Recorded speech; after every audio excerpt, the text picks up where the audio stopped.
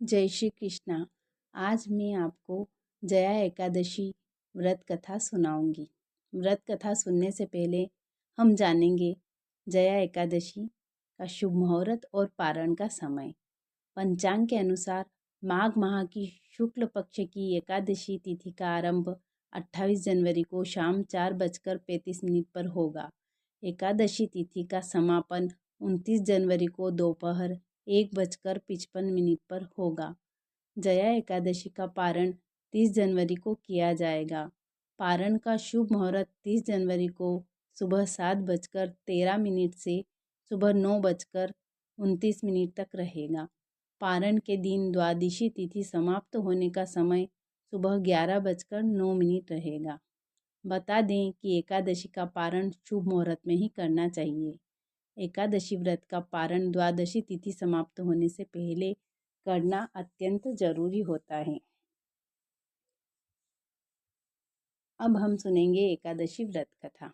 हर साल माघ माह के शुक्ल पक्ष की एकादशी तिथि को जया एकादशी का व्रत रखा जाता है। माघ में आने वाली यह एकादशी अत्यंत ही पुण्यकारी मानी जाती है। इस साल जया एकादशी का व्रत 29 जनवरी 2026 को रखा जाएगा। इस दिन व्रत रखने के साथ ही श्री हरि और माता लक्ष्मी की पूजा का विधान है।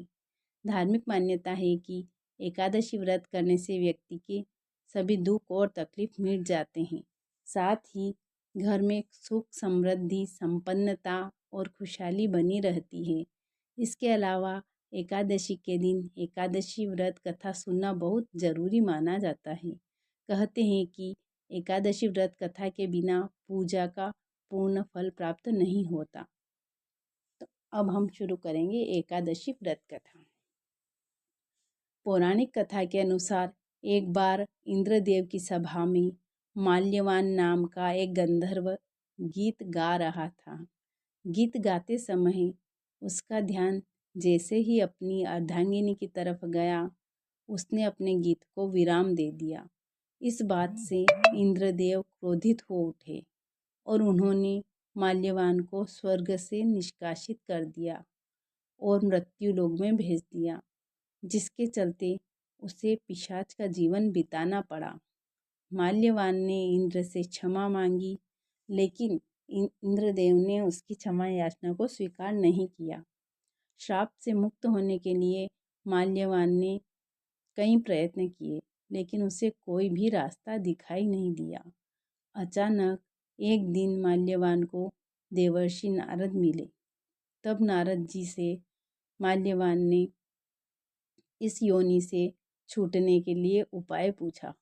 तब नारद जी ने उस गंधर्व को माघ माह की शुक्ल पक्ष की एकादशी का व्रत रखने और भगवान का कीर्तन करने के लिए कहा। माल्यवान ने नारद जी के कहे अनुसार जया एकादशी का व्रत रखा और उसकी देह पिशाच योनि से मुक्त हो गई और उसने एक सुंदर गंधर्व का शरीर पुनः प्राप्त कर लिया। जया एकादशी का व्रत करने से कुयोनि से सहज ही मुक्ति मिल जाती है और सारे पाप मिट जाते हैं। जो मनुष्य इस एकादशी का व्रत कर लेता है, उसे सभी तप, यज्ञ और दान का बराबर फल मिलता है। जय श्री कृष्णा। यह वीडियो आपको कैसी लगी? चैनल को लाइक और सब्सक्राइब करें।